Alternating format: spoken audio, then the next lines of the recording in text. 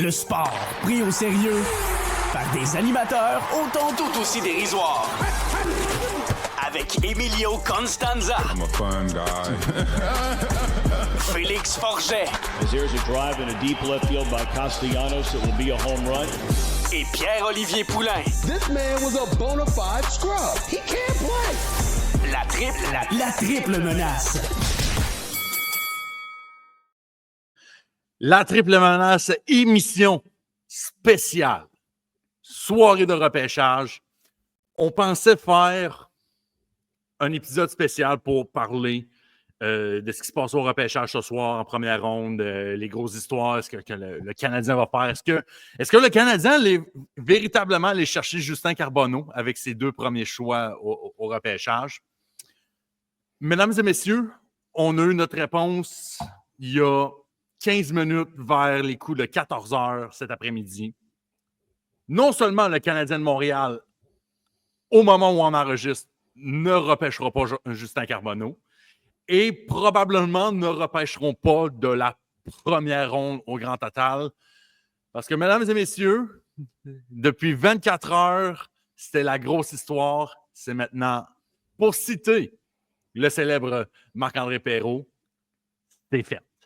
C'est fait. Noah Dobson des Islanders de New York est échangé au Canadien de Montréal et signe un contrat de 8 ans avec l'organisation.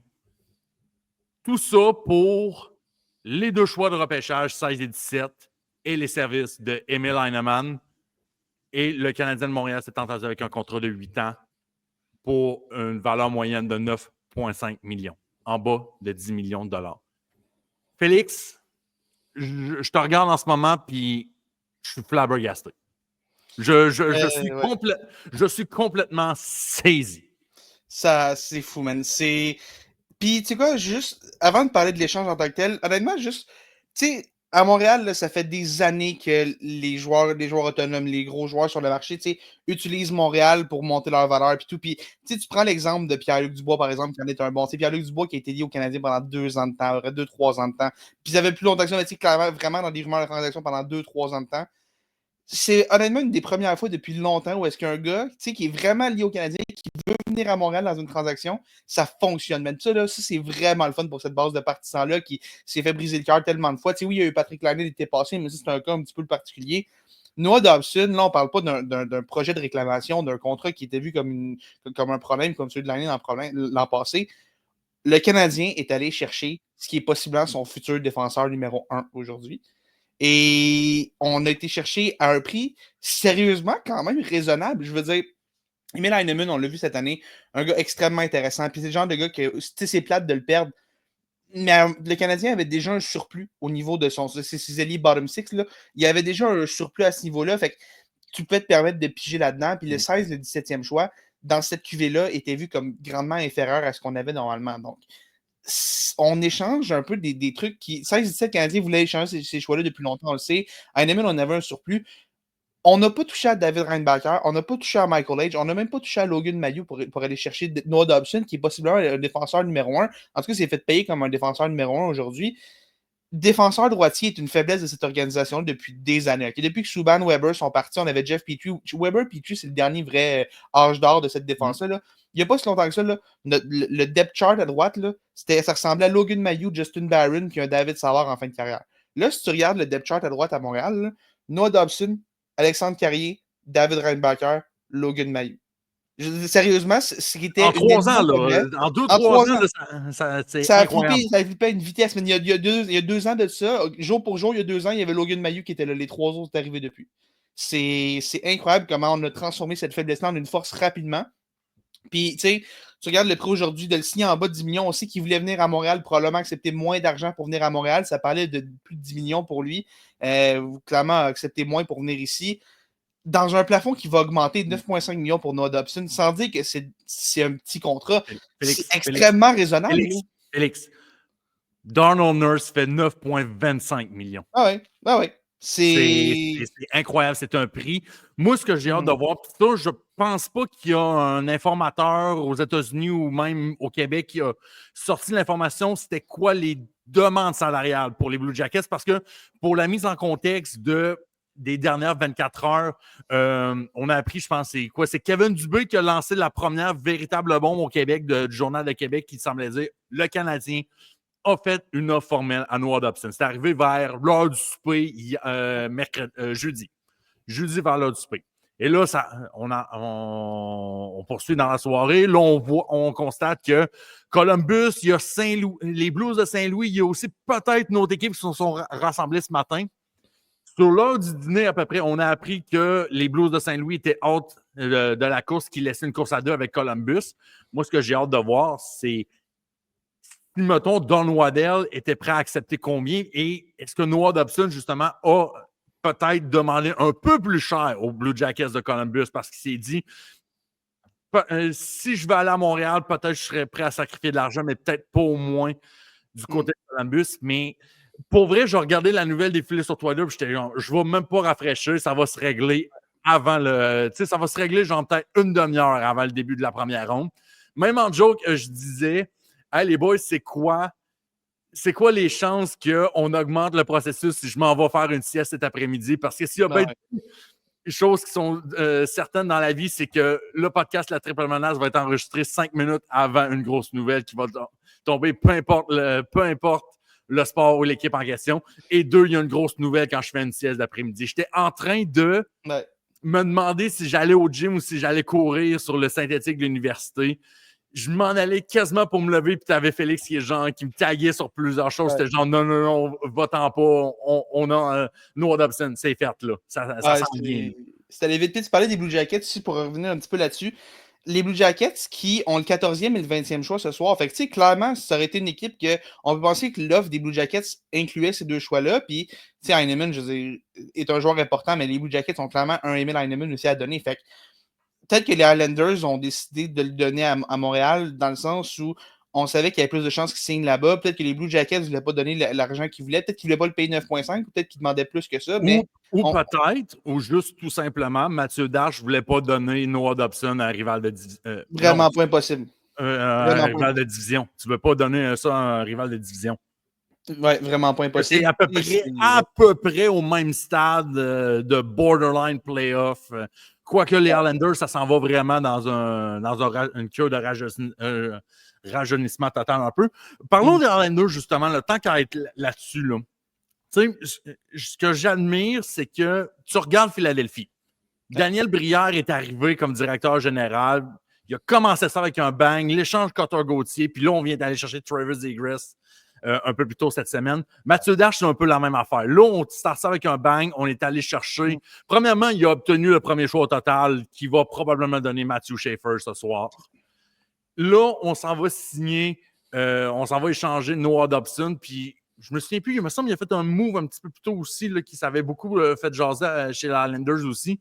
Mais clairement, on set the tone là, du côté des Islanders. Puis, c'est à se demander si le 16 et le 17, si on se demandait si James Higgins et Matthew Schaefer, il y a 2 mois, allaient sortir 1 et 2, c'est pas à se demander si les deux vont être réunis ce soir parce qu'on risque peut-être d'utiliser le choix 16 et 17 pour aller voir une équipe comme Utah ou peut-être même un petit peu plus bas, peut-être 8-9, puis dire « Hey, on vous les donne, on va aller chercher une occasion d'aller chercher James Higgins. » Ah, c'est le kid de Long Island aussi. Clairement, il y a la pression populaire sur Mathieu Darche et les Islanders pour aller chez James Higgins. Puis, écoute, Bob, pendant que je te parle de Aaron Porcelain de The Athletic qui sort, qui ont parlé de l'offre des Blue Jackets.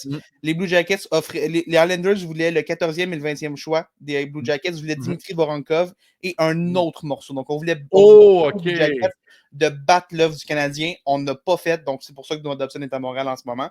Mais oui, bref, pour revenir. Est-ce qu'on sait si Dobson a demandé le prix qu'il a demandé dans cette demande salariale? Je n'ai rien là-dessus. Je continue de regarder en même temps qu'on enregistre. Fait que, bref, pour revenir un petit peu aux Islanders, le 16-17, je m'attends à ce qu'ils repartent pour aller chercher, pour essayer de monter au repêchage. Même Emil Heinemann, je ne m'habituerais peut-être pas trop à Long Island tout de suite. Là. C'est peut-être, pour moi, c'est le genre de morceau qui pourrait bouger. on sait que les négociations avec Alexander Romanov sont difficiles en ce moment. Est-ce que peut-être c'est ça que ça pourrait prendre pour bouger, monter encore? Je ne sais pas. Mais tout le monde sait en ce moment que les Islanders veulent monter pour James Higgins. Fait que si t'es, disons, une Luton en 4, si t'es les Predators en 5, tu sais que tu as du levier. Là. Tu sais que ça pousse à Long Island pour qu'on aille chercher James Higgins. Fait que tu peux essayer de les mener en bateau un peu et d'aller chercher le gros prix pour ça. Ça ne veut pas si c'est la réalité de la Ligue. Mais écoute, pour les Islanders, je pense que ça, c'est drôle parce que tu parles d'une cure de rajeunissement, mais on échange quand même un défenseur droitier de 25 ans qui était établi comme le meneur de cette brigade-là. Je pense que là aussi, ce qui est sorti de Éric Leblanc, RDS, qui nous raconte que la relation entre Noah Dobson et Patrick Roy n'était pas au beau fixe. Il y avait des problèmes de relation. On sait que Patrick Roy est l'entraîneur-chef encore des Islanders, a gardé son poste après l'arrivée de Mathieu Darche. Est-ce que Darche a choisi entre son entraîneur et son joueur? Peut-être. Mais tu sais, peut-être que ça explique pourquoi Dobson n'était pas nécessairement prêt à signer avec les Islanders à long terme. Ça ne connecte pas avec l'entraîneur et tout. On sait que Montréal était au sommet de sa liste. Peut-être qu'ils vont un meilleur fit avec Martin Saint-Louis, qui est un style d'entraîneur complètement différent de Patrick Roy. Pas nécessairement meilleur ou moins bon, là, juste extrêmement différent. Là, Roy qui est un petit peu plus strict. Martin Saint-Louis, ça fait 4 ans et on n'est pas encore dans du gros hard coaching qu'on appelle. Là. Fait que, deux styles complètement différents. Puis fait que ça va être intéressant de voir les Islanders, mais je suis assez confiant qu'au moment où vous écoutez ça, il y a des sérieuses chances que les Islanders aient monté au repêchage avec les choix 16 et 17 et probablement quelque chose d'autre. Parce qu'on ne veut pas descendre de premier, clairement, on veut Matthew Schaefer, mais James Higgins, si on est capable d'aller chez James Higgins, ça serait quelque chose de vraiment, vraiment cool pour les Islanders. Parce que l'écran de fumée qui se passe en ce moment, c'est que on sait que James Higgins risque possiblement de sortir du top 5 ce soir. Puis il y a même du monde qui est un peu sur le terrain, qui disent soyez pas surpris que James Higgins attende encore plus longtemps que le monde pense. Fait que là, c'est quoi que ça veut dire? Est-ce que ça veut dire qu'on va réussir à sortir du top 10? Je regarde, tu as Anaheim, puis 2 fois Pittsburgh, puis Détroit qui sont 12 à 13 en ce moment. Moi, si je suis Pittsburgh, avoir un choix consécutif 11 et 12, si je suis Carl Dubus, je suis prêt à en sacrifier un pour aller en chercher 2 autres 5 ans plus tard. Oui. Moi, je pense que c'est peut-être le scénario qui se passe en ce moment. Ça, c'est mon peu feeling à moi. Moi, je dis, regardez Pittsburgh au 11e rang. Moi, je ne serais pas surpris que Mathieu Darche soit déjà au téléphone avec Carl Dubus pour essayer de monter à 11, peut-être à 10 du côté d'Anaheim pour aller chercher un James Higgins. Mais j'ai l'impression que c'est peut-être un peu bas. Je pense qu'on va peut-être vouloir monter un petit peu plus pour s'assurer de le prendre. T'sais, surtout si, imagine, mettons les Islanders font un échange, vont chercher le 11e choix. Là, prenons cet exemple-là. Si t'es les Ducks 10e, tu sais que les Islanders vont prendre James Higgins 11e. Fait que s'il y a une équipe qui veut James Higgins, c'est hyper facile de juste les jumper et aller chercher ce choix-là. Fait que, tu sais, les Islanders ont cette pression-là dans le sens où tu peux pas essayer d'être cute un peu avec ça. Tu sais, si tu le fais, il faut que tu sois sûr qu'Higgins va être là à ton rang de sélection. Faut que tu caches ta main de poker sur la table. Ah ouais. Puis, tu sais, il faut, sérieusement, faut que tu montes plus que pas assez. Puis, je serais pas surpris que ça se fasse sur le plancher du repêchage ce soir. Ça, là. Je serais pas surpris que ça attende à ce soir, que, on va regarder un peu comment le repêchage évolue. Puis, tu sais, ça se pourrait, mettons, que rendu au 5e choix, là, les Preds appellent les Islanders. On va peut-être prendre Higgins, de juste vous dire, peut-être qu'ils ne le prendront pas pour vrai, mais tu sais, on pense peut-être prendre Higgins en ce moment, d'essayer de les négocier un peu avec eux comme ça. Fait que j'ai hâte de voir, mais je m'attends à ce que les Islanders fassent tout en leur pouvoir pour monter ce soir. Je pense que cet échange-là est le début de quelque chose. Et d'ailleurs, parlant d'échange qui est le début de quelque chose, pour en revenir aux Canadiens un petit peu, j'ai l'impression aussi que cet échange-là, à Montréal, ce ne sera pas la dernière. Parce que là, tu regardes ce qu'on a en défense, OK? De gars qui sont assurés de commencer l'année à Montréal. Le top 4 l'année prochaine, selon moi, va ressembler à Hudson avec probablement, je me dis, Alexandre Carrier. Noah Dobson ne jouera pas avec Clayton Hudson. Qu'on soit bien clair, Noah Dobson est parfait pour jouer avec Kaden Goulet. Ces gars-là, tu les regardes, c'est 2 styles extrêmement complémentaires. Ces gars-là, ça peut être ta première paire, manger des très, très grosses minutes. Ça pourrait affronter des gros adversaires. Ça place Clayton Hudson dans une chaise qui va être vraiment, vraiment le fun pour lui. Il n'aura pas à se taper les gros match-ups encore une fois. Puis il y a un gars offensif. Fait que, ça va vraiment donner de la place à Clayton Hudson pour être le joueur qui est capable d'être. Probablement qu'un comme Alexandre Carrier. Ou peut-être tu reformes le duo qu'il avait fait avec Jalen Struble, qui, pendant que Kaden Goulet était absent au début à moitié de l'hiver, ça avait donné des résultats vraiment intéressants de ce côté-là. Oui, mais je suis d'accord avec toi. Pour moi, Mais c'est vrai que Struble Struble tombe dans une troisième paire at best. c'est ça. Puis là, t'arrives dans. T'as aussi Matheson Carrier. T'as Arbor Jackay qui est là aussi. Puis t'as aussi David Reinbacher puis Logan Mailloux qui pousse. Comprenez-vous à quel point il commence à avoir un surplus de défenseurs, là? Moi, si je suis Mike Matheson, l'échange d'aujourd'hui, ça me dit probablement qu'il n'y aura pas de prolongation de contrat. Peut-être une dernière année, puis il s'en va. Puis je serais même pas surpris qu'il parte cet été. Parce que le contrat de Matheson termine à la fin de la prochaine saison. Puis, tu sais, son rôle était déjà un peu particulier avec sans Dobson. Parce que Hudson Goulet prennent les 2 premières places à gauche, puis Matheson qui est encore un gars extrêmement utile pour être un excellent défenseur et tout. Mais qui n'est pas le Michael Matheson qui a fait 60 points il y a 3 ans. Là. Mais c'est un joueur différent dans le sens où on y a donné des missions le rôle, c'est plus lui qui est en charge de ça. Là. Ce que Matheson a fait cette année, a permis à Lane Hudson de faire ce qu'il a fait cette année. Sans Mike Matheson, Lane Hudson n'a pas cette saison-là. Maintenant, le problème, c'est que Noah Dobson est arrivé pour prendre exactement cette chaise-là. Fait à un moment donné, je regarde ça, je me dis, Matheson, son avenir est clairement peu à Montréal. Peut-être que tu l'échanges cet été. On sait qu'il y a probablement de la valeur. Il n'y aura pas énormément de défenseurs gauchers qui vont être disponibles. Donc, il y a probablement moyen d'échanger Matheson, d'aller chercher un beau petit retour en échange. Surtout que si c'est moins nanti en défenseur, tu peux recommencer à utiliser Matheson pour runner ton power play. Exact. La rondelle comme il faisait il n'y a pas si longtemps. Exact. Fait que tu sais, ta troisième paire, disons que ça ressemble à. Là, tu as Dobson puis Carrier. Fait que tu peux quasiment te permettre d'amener un Logan Mailloux, un David Reinbacher, parce qu'il n'aura pas à être catapulté dans un rôle top 4, il va pouvoir être mieux protégé, puis tu le mets avec, je sais pas, un gars comme Jalen Struble ou Arbor Jackay, où tu réinstalles un peu tes duos pour tout. Jackay, Mailloux, ça avait bien fonctionné à Laval quand Jackay avait été envoyé à Laval l'année d'avant. Si je me trompe pas, je pense que c'était l'année passée, ça. Les deux ensemble, ça avait bien fonctionné à Laval. Peut-être qu'ils essayent de recréer ça. Ben, si le veut pas, tu travailles avec Matheson en surplus, Struble qui est en surplus, Mailloux, David Reinbacher. À un moment donné, ça commence à faire beaucoup de monde. Puis, je pense que Mike Matheson, c'est clair que si je suis là en ce moment, je ne m'attends pas à rester à Montréal à long terme. Et l'autre question, tu l'as soulevé, l'avantage numérique. À quoi va ressembler l'avantage numérique du Canadien? Parce que Noah Dobson est un excellent carrière en avantage numérique. Et on en jasait également. Saison de 70 points il y a 2 ans. Puis, tu sais, il y en avait, je pense, il y en avait beaucoup à 5 contre 5 là-dedans. Là, je te confirme, j'ai les chiffres devant moi. 2023-2024 avec les Islanders de New York qui n'étaient pas sous Patrick Roy, soit dit en passant. 10 buts, 70 points avec 24 points en avantage numérique. Donc, à peu près 45 à 55. Exact. Fait que là, ce qui arrive, c'est que tu te ramasses dans une situation où est-ce que Lane Hudson est bien installé sur ton premier avantage numérique. Ça a extrêmement bien fonctionné. Le problème, puis on en jasait hier de ça, moi, ce que je me demande, c'est Lane Hudson, aussi bon soit-il pour créer des jeux, est aucunement une menace avec son tir. Lane Hudson n'a pas de tir menaçant. Comme, clairement, il ne viendra jamais un chez Weber, mais il n'est même pas un Jeff Petrie en ce moment.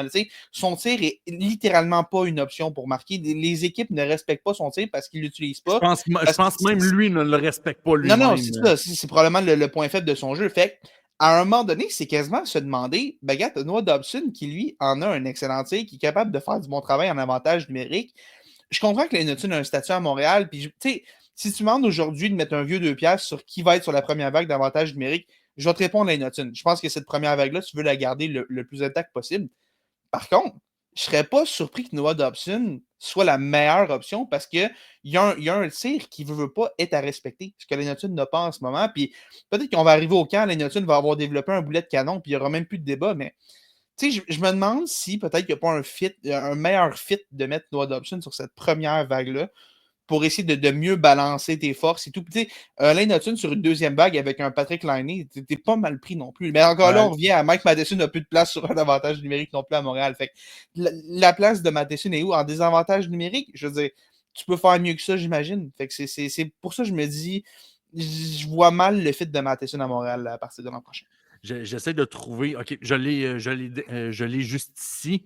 J'essaie de trouver, OK, sur NHL Edge qui compare un peu les pourcentiles pour plein de catégories.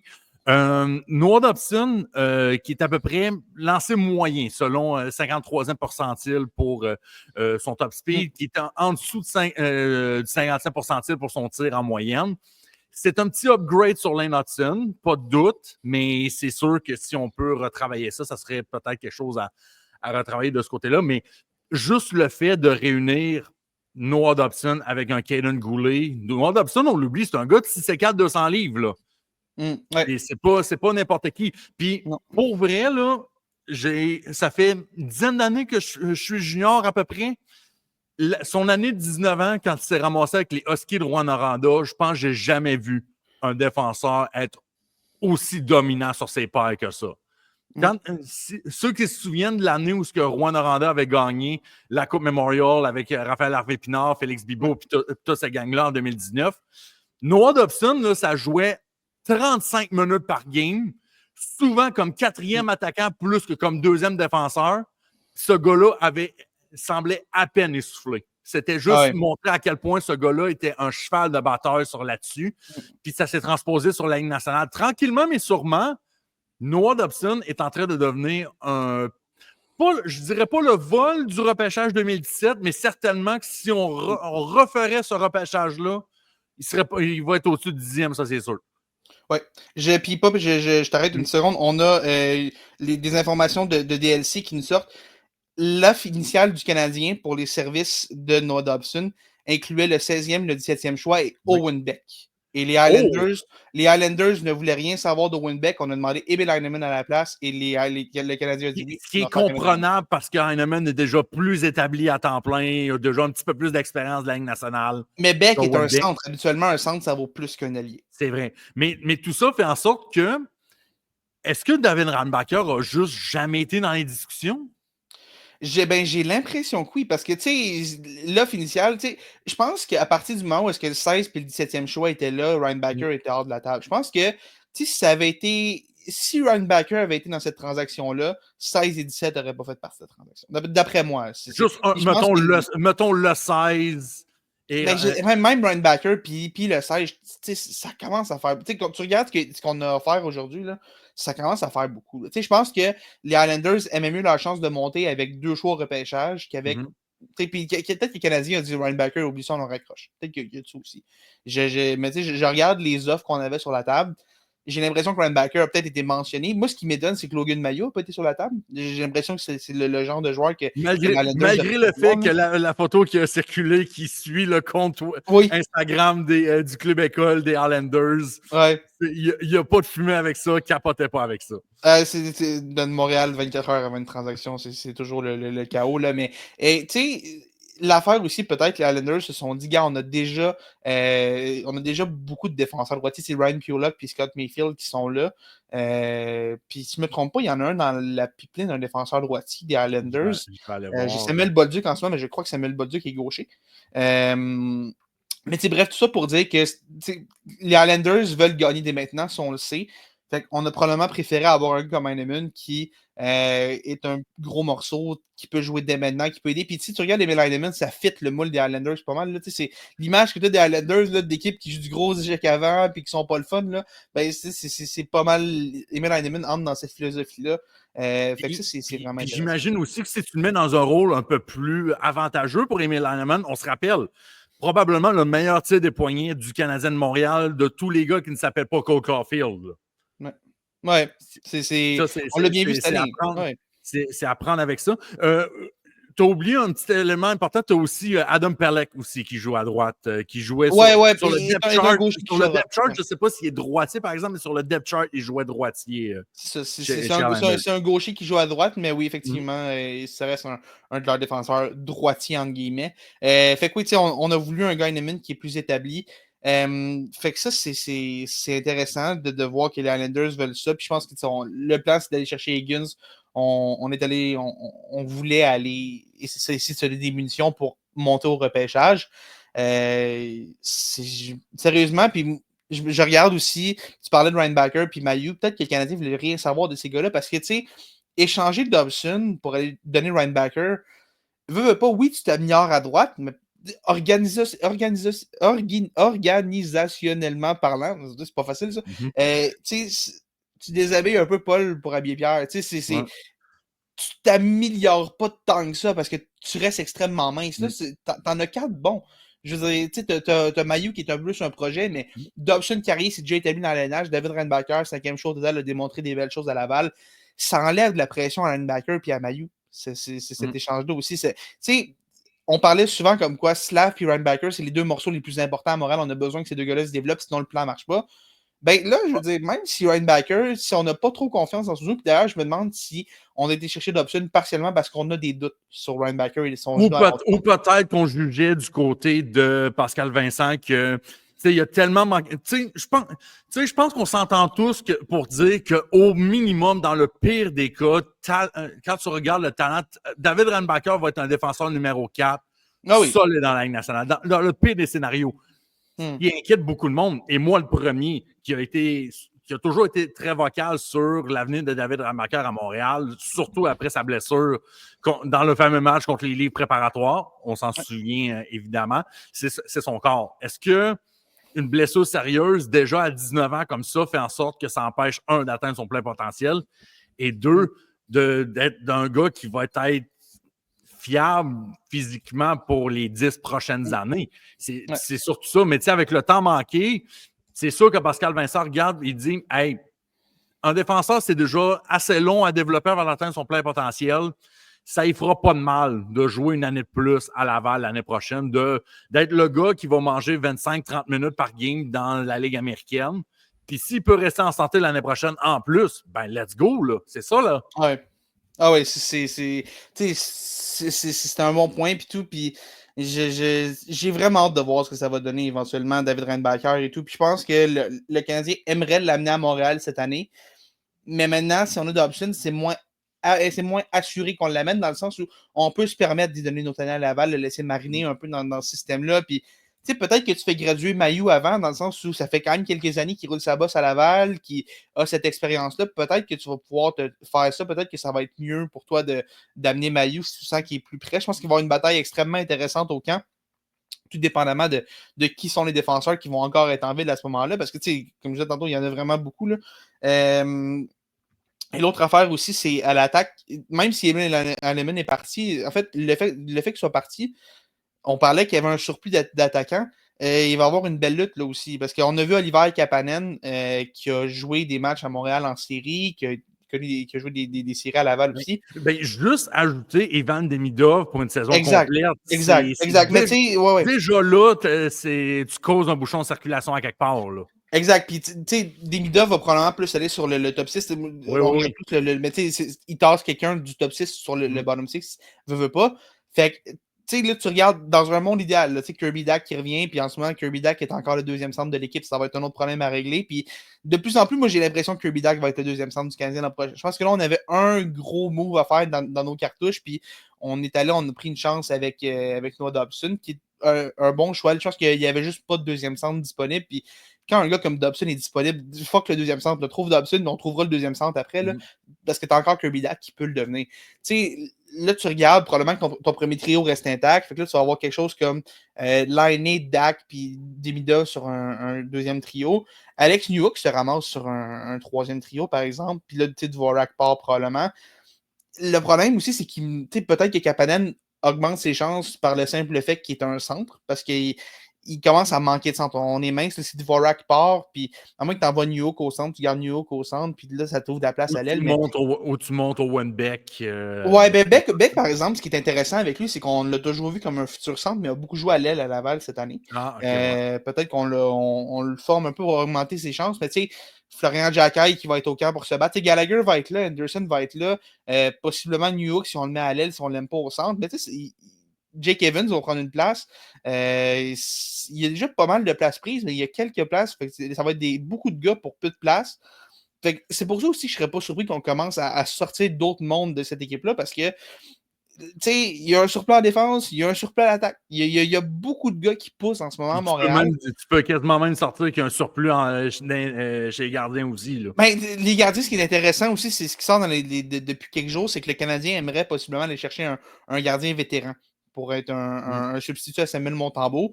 Je trouve ça un peu bizarre. Je pensais que j'assumais qu'on voulait donner le poste de numéro 2 à Dobèche puis envoyer Fowler comme vrai numéro 1 établi à Laval, mais peut-être que tu vas y aller avec une année partagée entre Dobèche puis Fowler. J'ai pas l'impression que ça rendrait service aux deux gardiens, mais encore là, peut-être que l'échange de Dobson ne veut pas envoyer un message que tu vas être compétitif l'an prochain puis que les séries, c'est rendu l'objectif. Il n'y aura pas de tu as fait tes séries de l'année passée. Moi, j'aurais pas de problème à ce que tu manques tes séries l'an prochain, mais aller chercher Dobson, c'est envoyer un message fort que ton objectif clair pour l'an prochain, c'est d'être en série. Si c'était une faiblesse à Montréal, défenseur droitier, David Savard joue encore des grosses minutes à Montréal. Là. Il fallait aller jusqu'à son tout dernier match dans la Ligue nationale. Ah ouais. Puis tout mon respect à David Savard, qui a vraiment fait tout ce qu'il pouvait dans son corps l'a complètement lâché. Là, puis a quand même rendu des services intéressants, mais ça allait vite pour David Savard à la fin. Aller chez Dobson, c'est une amélioration. Pour les mots me manquent pour dire à quel point c'est une amélioration. Fait que, veux pas, là, tu peintures un peu dans un coin, tu as de la pression pour faire les séries dès l'an prochain. Puis encore une fois, moi, je serais pas extrêmement déçu qu'il rate les séries dans le sens où ce jeune noyau-là va continuer de grimper. Ivan Demidov va s'acclimater au jeu de la Ligue nationale cette année et tout. Puis on a eu un petit peu, mais veut pas, si c'est habituellement une saison complète, ça fait pas tard à ce niveau-là. La saison du Canadien, je l'ai dit l'an prochain, la saison du Canadien pour les séries dépend d'Ivan Demidov. Mais avec Noah Dobson, ça dépend un petit peu moins de Demidov maintenant. Mais ça laisse la pression un peu tout le monde. Voilà peut-être le dernier point que je vais aborder dans ce podcast-là, parce que je sais que toi, Félix, personnellement, toi, tu dis, puis je suis un peu d'accord, tu sais, le Canadien n'est pas assuré de faire les séries l'année prochaine. C'est pas une équipe que tu peux te dire, que tu peux mettre ta maison là-dessus qui vont faire les séries. Puis même qu'on disait, même que toi, tu disais, tu étais encore un petit peu plus pessimiste en disant, pour moi, Montréal ne fera pas les séries l'année prochaine. Là, maintenant, c'est quoi ton feeling? Parce que là, on a un gros top 4 qui s'en vient. On a réussi à faire les séries, mais ça s'est fait au départ d'une équipe comme les Rangers de New York qui ont manqué les séries. Une équipe comme Boston qui se sont effondrés. Détroit qui sont encore à leur millionième tentative de faire les séries, qui ne sont pas capables encore de les faire. Buffalo, ben là, ça c'est une autre affaire. Columbus qui peut sembler, à première vue, avoir joué un peu au-dessus de leur tête pendant une bonne partie de la saison l'année passée, mais qui développe de quoi de vraiment intéressant. Faites juste imaginer Noah Dobson avec Zach Werenski. M'en vient me chercher, j'ai peur. Là. Ça aurait été à ce point-là. C'est un peu le courant qu'on voit un peu dans la Ligue nationale ces temps-ci. Tu as un solide groupe d'équipes qui sont borderline playoff, qui cherchent à s'améliorer. Ce qui fait en sorte que dans toutes les demandes de transactions, on veut des joueurs. On veut s'améliorer tout de suite. On ne veut pas des choix au repêchage. Regarde ce que Utah est allé chercher pour J.J. Peterka. Qu'est-ce qu'on est allé donner? 2 joueurs. Il n'y a pas eu de choix au repêchage qui a été renvoyé à Buffalo. Ceci étant dit, Félix, tes appréhensions en ce 27 juin. Je réponds à ta question. Tes chances augmentent-elles? Ton feeling augmente, mais à quel point? Je réponds à ta question dans 2 secondes parce que l'ami Marco D'Amico qu'on avait reçu sur le show a répondu à un message.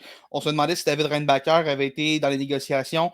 Selon Marco D'Amico, David Reinbacher était un no-go dès le début des négociations. Les Canadiens voulaient rien savoir d'échanger David Reinbacher. C'est pas, on en a discuté, finalement, on voulait rien savoir. Ou ça non, c'est... David Reinbacher était intouchable. On voulait rien savoir. Donc, bref, pour revenir à ta question,